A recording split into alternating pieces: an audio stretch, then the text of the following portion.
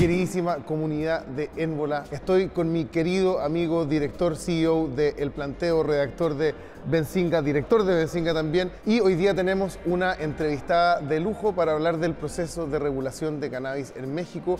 Ella es también una escritora del libro Diccionario de Drogas, es cientista política de la Universidad de Colorado y también magíster en Ciencias Políticas de Harvard, una persona que ha acompañado un importante proceso en México y además ha consultado a otros países sobre el proceso de regulación. Hoy se encuentra en Spannabis, nos juntamos nosotros tres aquí en Spannabis, Barcelona, porque Sara va de camino a una conferencia de regulación de estupefacientes en Viena. Así que tenemos una interesante conversación por delante. Javier, ¿qué opinas de esta maravillosa conjunción astral? Feliz, muy contento, honrado de tener a Sara luego de muchísimos años de estar en contacto, finalmente conocernos en persona. Mirá cómo es el mundo, ¿no? Cómo nos une. Sara, muy bienvenida a Cannamundi, es una radiografía a la regulación canábica mundial. Invitamos a expertos de cada país, de cada estado, para que nos cuenten un poco más cómo ha sido el proceso de regulación en sus países, cuál es el estado del arte y dónde tienen puesta la vista, cuáles son los siguientes pasos y a dónde van a derivar. Y nos encantaría que tú nos contaras un poco tus impresiones habiendo acompañado este proceso. ¿Qué pasó en México con el cannabis y en qué está ahora recientemente? Y en dónde estamos. Y en dónde estamos, que es muy importante, ¿no? Pues muchas gracias por la invitación y pues qué bueno que se está haciendo este tipo de reportajes y esfuerzos y que podemos ir aprendiendo qué es lo que está sucediendo, porque también sé que hay muchos cambios que están surgiendo alrededor del mundo, no solamente en América Latina, donde estamos viendo algunos esfuerzos, por ejemplo, en Argentina y Chile, pero también aquí en Europa, donde estamos viendo Luxemburgo y Malta avanzar con ciertos modelos. Y bueno, en México estamos luchando por nuestros derechos de forma cotidiana, de forma diaria, en el sentido de que, como bien saben, habíamos logrado la jurisprudencia en la Suprema Corte, donde logramos 5 casos consecutivos para el autocultivo sin fines de comercializar. Tú estuviste muy involucrada en este proceso. Estuve muy involucrada, tengo el 4º amparo de los 5. Tú eres la cuarta, claro, sí. Y bueno,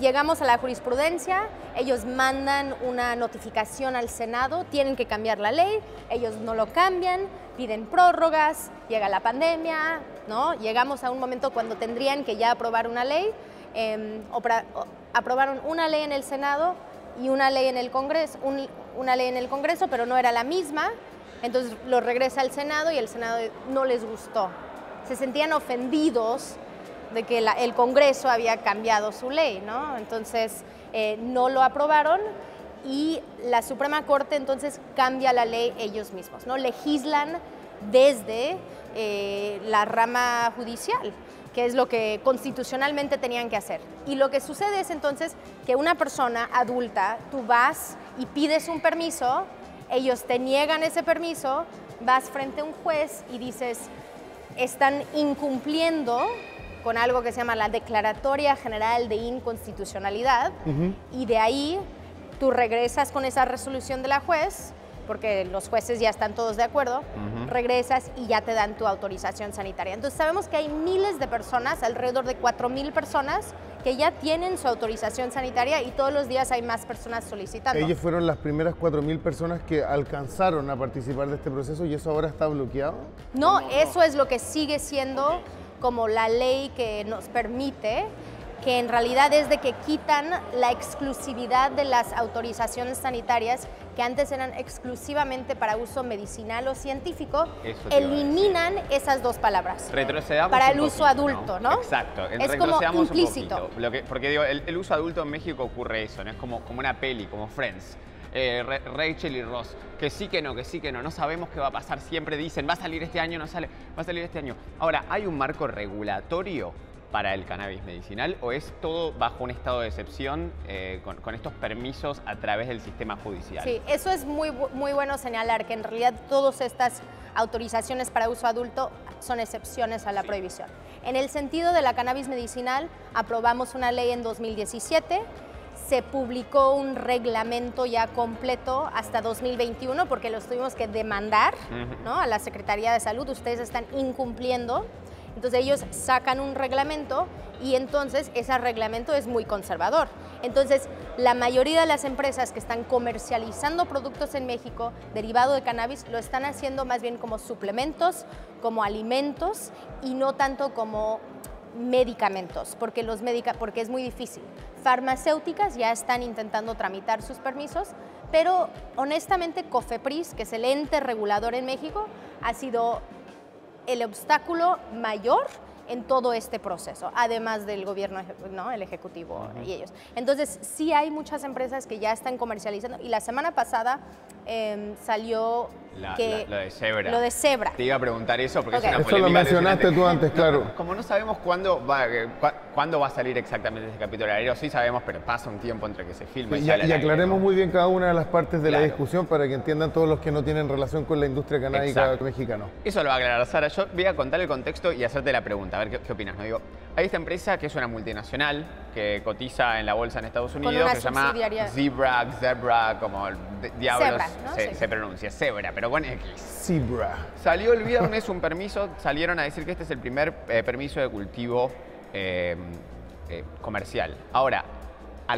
ese mismo día a la tarde salió el COFEPRIS con un tuit diciendo que habían aprobado el permiso bajo presión judicial y que no podían asegurar que los productos que se fueran a producir bajo esta licencia sean seguros y consistentes, digamos. Y contanos de la polémica de eso. Contextualizo Claro. un poquito más también, Sí. ¿Qué porque expresión? Zebra gana este caso en diciembre de 2021, llevando un caso hasta la Suprema Corte, alegando el derecho al comercio y a la dignidad, ¿no? Como que ya no es un derecho individual, que eran el uso adulto, ¿no? Era el derecho al libre desarrollo de la personalidad, que es un derecho individual y por eso no se podría hacer de forma colectiva, aunque podemos hablar de los clubes que ahora están surgiendo, creando eso. Entonces, En México también. sí, ahorita Claro. si quieres, sí. Entonces, Zebra es el primer caso que gana, donde ellos dicen, el derecho al comercio como empresa tenemos hecho, y ellos ganaron con los 5 votos de los 5 ministros. Entonces eso crea jurisprudencia en ese momento. Ellos, obviamente, COFEPRIS nunca les dio el permiso. Entonces ellos tuvieron que ampararse en contra de COFEPRIS para poder sacar el permiso. Entonces por fin lo sacaron y ahora COFEPRIS se supone dice que, y COFEPRIS claro, se va a deslindar y va a decir, es que como no vamos a poder asegurar la seguridad o la sanidad o lo que sea, pero es como, eso es tu trabajo, tú tienes que, pero ellos tienen tanto miedo de tocar cualquier cosa vinculado con cannabis que se están haciendo güeyes, como diríamos. Pero sí es complicado. Y ellos son una empresa canadiense, creo, con tal vez con dinero gringo, pero tienen una subsidiaria en México. Entonces yo sí, tenemos algunos alumnos del Instituto RIA que han tomado nuestro curso, que por ejemplo son inversionistas en esa empresa, y pues obviamente ellos están muy contentos. Y vamos a ver, pero entonces se está creando un mercado, la misma forma que estaba creando el derecho al autocultivo.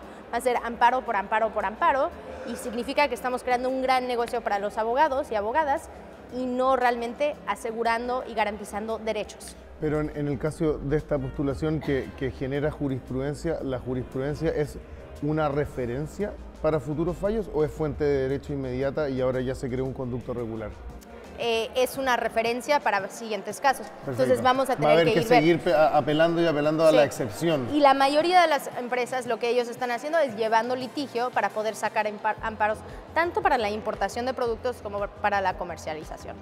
Entonces Y en ese caso en que se empieza a modelar una industria bajo estos amparos que suelen ser bastante técnicos además, y un debate bastante técnico, ¿cómo crees que eso va a impactar la configuración de esta industria temprana para la entrada de próximas empresas, para la generación de oportunidades, generación de empleo? ¿Cómo ves eso ocurriendo? Pues creo que nuestra preocupación, obviamente desde la sociedad civil, siempre ha sido que eso crea un mercado desigual, donde entonces pequeñas cooperativas mexicanas o grupos que no tienen ese apoyo o asesoría legal, entonces no tienen la posibilidad de poder acceder a esos mismos derechos. Es entonces otra desigualdad que tenemos en nuestra sociedad, donde no todos tienen la posibilidad de participar. y generar esos beneficios. De que tal vez eso podría generar algún empleo, yo creo que eso es algo interesante, pero es como ahora, y yo no creo que se va a aprobar una ley en este sexenio, aunque la semana pasada me pidieron comentarios sobre un proyecto, ¿no? Como si lo van a presentar y qué va a ser. Hace poco estuviste en el Senado junto a Lorena Beltrán también, ¿o no? ¿O no en la misma instancia? No era en la misma instancia, me pero... tocaron las dos fotos en Instagram sí, al bueno, mismo tiempo. Estuvimos el mismo día, pero yo estaba en un foro de enteógenos y de la reclasificación de la psilocibina, porque había una senadora haciendo un foro sobre plantas tradicionales en México y cómo sería la reclasificación de la psilocibina o la desclasificación para poder utilizarlo con usos terapéuticos. Ah, mira. Qué interesante. Qué interesante, sí, ese es otro mundo Siempre en el que podemos hablar de otras ahora entramos en sustancias. enteógenos, pero vaya. Doble clic, por favor. Este se llama Canamundi, ya vamos a llegar a Fungimundi. Oh, por favor. Fungimundi. Mundo Fungi. Le vamos a cambiar el nombre. O hacer otro programa, ¿no? Otros auspiciadores. Hay dos cosas que me dan bastante curiosidad, ¿no? Una es, ¿por qué son o parecen tan progresistas los y las jueces de México? ¿Qué tiene el Poder Judicial que falta en la casta política y en el COFREPIS? ¿Es que es algo que tiene que ver con el costo electoral, que los jueces no tienen que enfrentarlo? ¿O representan quizá sectores distintos de la sociedad más y menos conservadores? Pues creo que tú lo dijiste perfectamente. No hay un cálculo político tan arraigado en el ámbito judicial, no en el ámbito político. Claro. Pues la consecuencia sería que sube, ¿no? Que el caso puede seguir subiendo. Pero creo que también porque sí son progresistas en su interpretación de qué son los derechos humanos y hacia quienes tenemos que entonces proteger y garantizar esos derechos humanos. Entonces la Suprema Corte sí en general está compuesta por personas que creen en eso, mientras que el Senado está lleno de personas que quieren ganar otra elección o quieren ir a otro puesto y tienen esa vida política. Por eso yo agradecía tanto, por ejemplo, la senadora Jesús Rodríguez, que estaba como más del arte, y ella decía, yo voy a tomar estos riesgos porque no busco eso.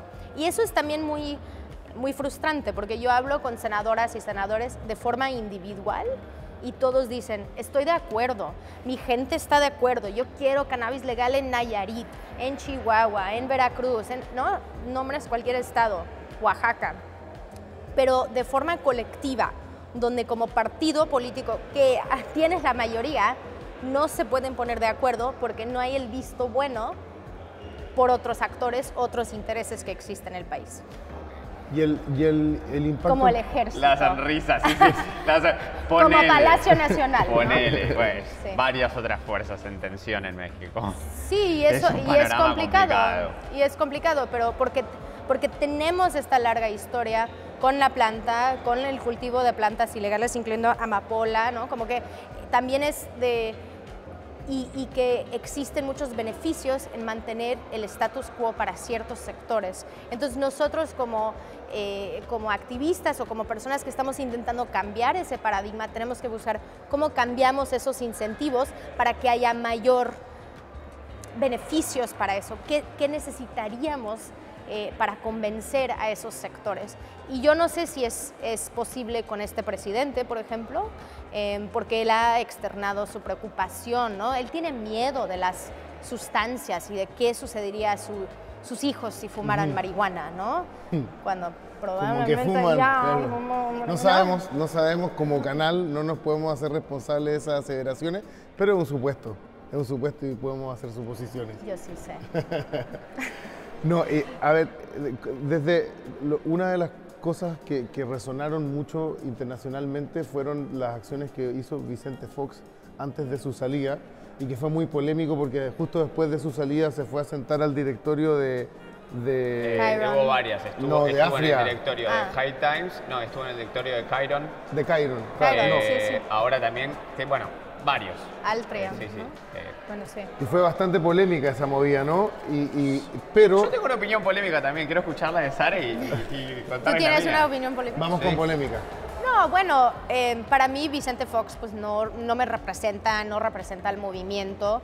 Es un político que está viendo la posibilidad de hacer una ganancia entiendo, él tiene todo el derecho para poder seguir emprendiendo en lo que quiere. Obviamente podría haber hecho muchas cosas mientras fue presidente, no lo hizo, y para mí no es como uno de mis referentes en este tema, y más bien a mí me preocupa el modelo de negocio que él está impulsando, que se llama Paradise, además de otras. Suena como estafa piramidal, ¿o bueno, no? es una franquicia donde tú compras tu franquicia y pones una tiendita, y lo que ellos están buscando es entonces que sea donde tienen locales en todo el país para que cuando sea legal ya pueden, ¿no? Sí. Tienen una bodega y abastecen a todo. Es una cara rara. Ahorita están vendiendo... ¿no? Vicente, o sea, la verdad que me imagino más alemán que a Vicente ahí en un cartel de esos, te soy honesto. Sí, pero ya siempre había esta relación. Y para mí, pues obviamente si yo fuera la persona regulando cannabis en México, él no sería el primero en recibir licencias. ¿Quieres ser esa persona? ¿Quieres ser esa persona? ¿Te encaminas? ¿Miras a ese lugar? Yo sí tenía la idea de que ya a estas alturas, 2023, después de todo el trabajo que hicimos y todo lo que creamos, las condiciones que creamos, que ya estuviéramos en la implementación. Yo no sé si yo sería la persona implementando, porque tal vez necesitarían a alguien más grande o algo así, aunque ya somos señores. Sí, señoras, dale, Sara, no te hagas, señoras, por favor. pero por lo menos evaluando, monitoreando lo que está sucediendo, y sí, ojalá pudiendo acompañar un proceso de implementación. A ver, te voy a contar un poco, políticas, a ver qué opinamos, polémicas. ¿no? Vamos con la polémica. Esto es lo que pienso. He hablado con Vicente Fox en numerosas ocasiones. Yo también. Presentado sus paneles, lo he entrevistado a lo largo de los años. Definitivamente estoy en extremo desacuerdo con su suposición política y con gran parte de las decisiones que tomó durante su presidencia. Ahora, la gente está como loca, y cada vez que saqué una nota me han atacado por cómo le das voz a esta persona. Y hay algo que me pasa a mí, que es, como movimiento canábico, nos pasamos las últimas décadas luchando por cambiar la opinión de la gente, por cambiar su forma de sentir y pensar con respecto a la planta. Lo logramos que un tipo conservador pasara a aceptar los beneficios medicinales de la planta, e incluso aceptar que se puede usar de forma recreativa o lúdica en moderación. Y lo está diciendo. Y su opinión le importa mucho a otra gente conservadora, ¿no? Yo lo veo como una victoria. Eso es lo que es loco, que la planta no es solo para gente de izquierda, no es solo para gente progresista, no es solo para la gente que la apoyó desde siempre. La planta es algo, el cannabis es una planta que tiene el potencial de sanar a la sociedad, en términos médicos y en términos sociales, ¿no? No era lo que queríamos, aumentar el acceso, aumentar el alcance, aumentar su aceptación, romper con el estigma. ¿De dónde venía el estigma? De los sectores, muchas veces de los sectores conservadores. Sí. Entonces, es una victoria. Luego que su concepción de lo que tiene que ser el cannabis legal sea ultracapitalista, como en los Estados Unidos, es debatible. A mí tampoco me gusta. A mí me gusta mucho más el modelo argentino, donde lo que se priorizó son a los y las pacientes, donde lo primero que se reguló fue el autocultivo del cultivo solidario, luego el cultivo en manos de diversas entidades gubernamentales, y recién ahora se está buscando regular el cultivo comercial, ¿no? Entonces, es una señal positiva. Yo estoy muy de acuerdo con eso, en el sentido también de que yo estoy bien con que todos pueden participar, y nosotras como consumidoras podemos escoger de quién queremos comprar nuestros productos. Y ellos están llegando a muchas zonas del país donde no existe eso, donde la, puede ir a comprar CBD. Y yo, por ejemplo, sí he ido a hablar en sus eventos.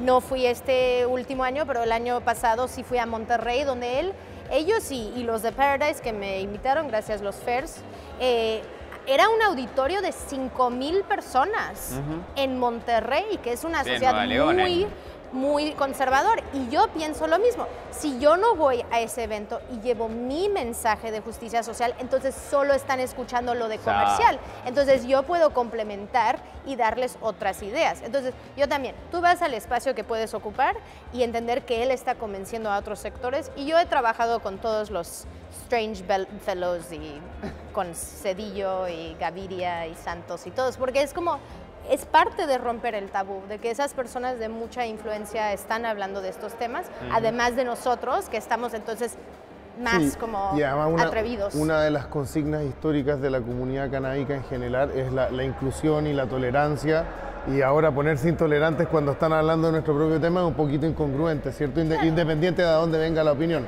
Por eso, no me representa a mí, Claro. pero no todos. Pero me nadie tienen nos como- designó los y las guardianes de Además. No, exacto. no somos los patobicas, no sé cómo le dicen a los bouncers, no sé cómo le dicen en México, pero no somos quien decide quién entra a la fiesta y quién no. No, o no, sea, no. Por más que nosotros sintamos que pagamos el derecho de piso, que hace una década nos jugamos la reputación y la carrera para hacer esto, que hay muchísima gente que fue presa por plantar, por proveer medicina. No hay una persona designada para decidir quién es parte del movimiento. Sí. Eso es interesante y es lindo pensarlo de ese modo. A mí me gusta. Y él habla de que el objetivo, que creo que el objetivo de todo México es que esto podría tener algún impacto en reducir la violencia o priorizar mejor los O sea, en recursos del cualquier gobierno. escenario son Exacto. buenas señales, o sea, Exacto. es una oportunidad para hablar de un tema que antes estaba vedado. Oye, pero... Terminada la apología de Vicente Fox. No, y por eso, gracias, que me perdonen Vicente. todas las izquierdas. No, está bien. Está la weá, ya la cagamos. No, pero yo bueno, siguiendo sobre la nota quizás más compleja y polémica, pero este es uno de los grandes temas, creo, para México y quizás para toda Latinoamérica en general, es la influencia de los narcoestados o el narco en política. ¿Cuánto se ha llegado a infundir eso? Y es un tema tremendamente complejo, yo sé, y difícil de hablar y peligroso, pero ¿cómo lo piensas tú? ¿Cómo ves esto, ese gran entidad, ese gran poder en este nuevo escenario? Pues sí, y creo que lo más relevante ahorita fue el juicio, obviamente, de Genaro García Luna en Nueva York, donde, que para los que no estaban prestando atención, es el secretario de Seguridad Pública de México, con Peña Nieto, con el expresidente Peña Nieto, y donde lo encuentran culpable de narcotráfico, de proteger al cartel de Sinaloa. Entonces también es esto donde es muy claro que siempre ha habido una relación entre el mercado ilegal de drogas de cualquier sustancia y los gobiernos. Y tú lees libros de historia y los archivos, siempre ha habido esa relación durante los últimos más de 100 años. Es ingenuo pensar que no exista también. Es muy ingenuo pensar que no está existiendo ya. Es por eso que algunas ciudades existen, que existen carreteras, hospitales, escuelas, etc. Y que ha existido en todos los niveles, a nivel municipal, estatal, federal. Entonces depende a veces del gobierno dónde estás ejerciendo influencia. Lo que a mí siempre quiero cuestionar es quién es la persona que tiene el poder en esa relación. ¿Es el actor no estatal que está diciendo te voy a dar esto, o es el gobierno, el Estado diciendo tú me tienes que pagar cierta cantidad? Entonces, ¿quién está decidiendo en ese equilibrio de poder? Y probablemente es el Estado, porque ellos tienen un monopolio en el uso de la fuerza, ellos tienen el ejército, ellos deciden. Y siempre eso era, obviamente, la crítica y el señalamiento. Ciertos gobiernos iban en contra de ciertos grupos no estatales y no otros porque los estaban protegiendo y ayudando para poder transitar producto. Y eso es donde yo así de que la regulación legal de todas las sustancias es fundamental y urgente si queremos tener países en paz, y esto pensando en Colombia, pensando en México. Les hago una pregunta a los dos, y este es un poquito de opinión, ¿no? Pero numerosos o algunos de los proyectos de legalización en México consideraban la opción de incorporar a determinados grupos ilegales, ¿se puede decir narcos? No sé si está bien o no como palabra, pero bueno, determinados grupos... el concepto. El concepto narco, no sé si será adecuado o no. Sí, no lo uso, pero está bien. Okay. Sí. ¿Cuál es el concepto que se usa? No estatales. Primero que nada, A mí me gusta no estatales, pero es porque yo lo busco. Listo. Sí. De estos grupos no estatales, en algunos casos criminales. Criminales y violentos, por sobre todo, porque Sí, criminales también somos nosotros que fumamos porro en la calle durante muchísimo tiempo. O y en la políticos calle, que facturan leyes de minería, pero que además violentos, y hay numerosos proyectos que consideran la inclusión de estos sectores en una industria legal para evitar situaciones violentas potenciales, para evitar generar esa fricción de que le estás quitando el negocio a un sector para pasarlo a otro sector. Entonces, ¿qué opinión te merece a vos? Y después, ¿qué opinión te merece a vos, habiendo escuchado un poco?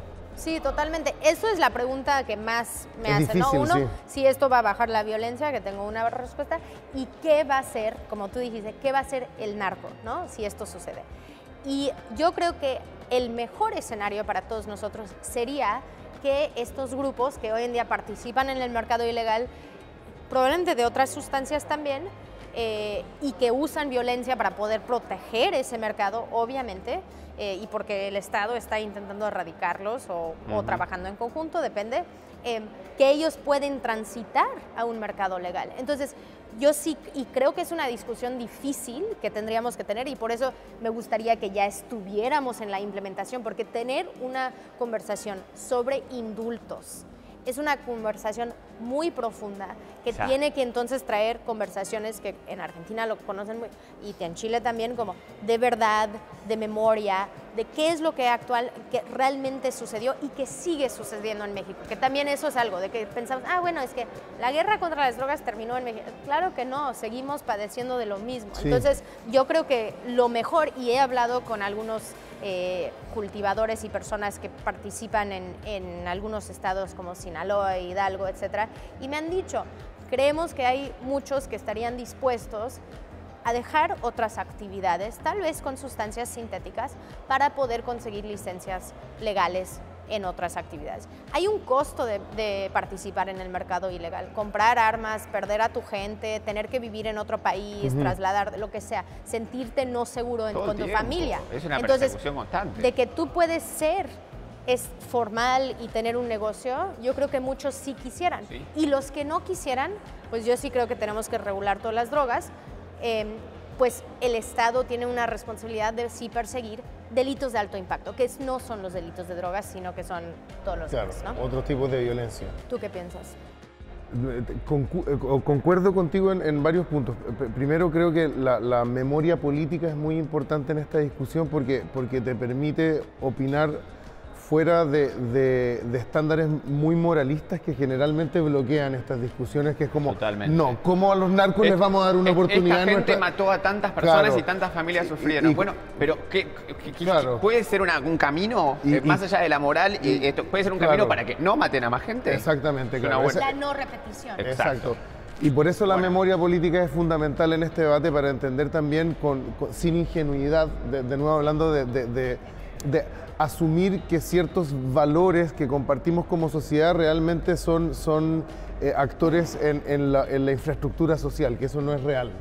Realmente la sociedad no es necesariamente buena per se. Nosotros queremos, opinamos, pensamos pero el entramado social no depende de eso, y hay muchos otros fenómenos que operan en esto. Y luego creo que viene un debate también que tiene que ver con ética política, con en el fondo desde dónde, cuál es el resultado, el devenir que esperamos, hacia dónde queremos que esto transicione, y en ese caso creo que sí es muy importante pensar desde esa ética política qué rol va a jugar la violencia de las dos partes, tanto la reguladora como la criminal en este caso, y qué rol qué ponderancia le queremos dar a ese factor del accionar y del etos político que como bien tú dijiste, es aquel ¿cómo se llama? Que domina o que tiene control sobre el aparato coercitivo, que es el ejército o las policías. Entonces, en ese sentido creo que es una pregunta muy delicada, pero que también tiene que estar amparada, ojalá, por estos parámetros que propongan, no que bloqueen. Creo que dejar gente afuera, violentar el discurso, creo que es muy ineficiente. Eso me pasa, creo que es el higienismo social es algo muy ineficiente. Eso opino. Nos fuimos muy profundos. Sí, ¿o no? Se supone que este es un canal de comedia. ¿Qué pasó? Ahí tiene. Ahora viene un chiste. A ver, un chiste. De Pablo Escobar. No, de otro país, de vuelta. No, porque para no mezclarnos, porque el otro. Okay. No. Yo no voy a hacer lo mismo que Sean Penn. El Señor de los Cielos. Exacto. No. Bueno, Sara, muchísimas gracias por tus opiniones. Creo que ha sido bastante ilustrador. ¿Hay algo más a ti que te gustaría agregar a este debate, o que te gustaría que la gente supiera o pensara o entendiera del proceso en México? Pues creo que que el movimiento está evolucionando, ¿no? En México, y mientras el Ejecutivo decide no avanzar y los legisladores no se pueden poner de acuerdo, la sociedad sigue cambiando y aceptando esto más y teniendo mayor apertura y queriendo sus gotitas de CBD o probar algo, ¿no? Y saber que es de calidad, o fumando la flor, ¿no? Y lo que estamos viendo entonces es que hay mucho más interés, la opinión pública está aumentando, estamos ya como a 44% que está a favor de un uso adulto, que hace 5 años estaba a 35%, entonces se va ganando terreno ahí. Y lo otro es que ahora las personas que tienen sus amparos o sus permisos para poder cultivar para el autocultivo, muchos están creando esta idea de clubes y del cultivo colectivo, de que nos podemos poner de acuerdo, donde podemos tener un local y un lugar donde podemos estar juntos.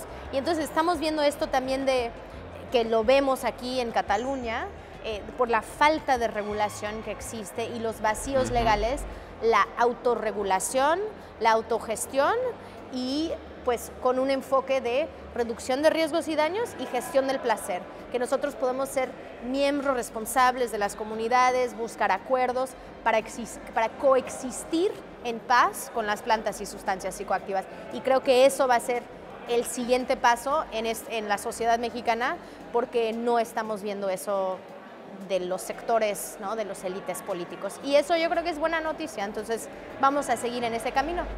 Buenísimo. Muchísimas gracias, querida comunidad. Esto fue otro episodio de Canamundi, una radiografía a la regulación internacional del cannabis. ¿Dije bien radiografía o no era radiografía? Sí. La última vez me equivoqué, dije otra cosa. Radiofonía. Agradecemos profundamente a nuestros auspiciadores, a Bong Lab, a Grow Genetics, a Kema Smoke Shop y, por supuesto, a nuestra tremendísima invitada, que es un verdadero lujo, Sara Snap. Muchísimas gracias. Nos vemos en un próximo episodio de Canamundi. Gracias.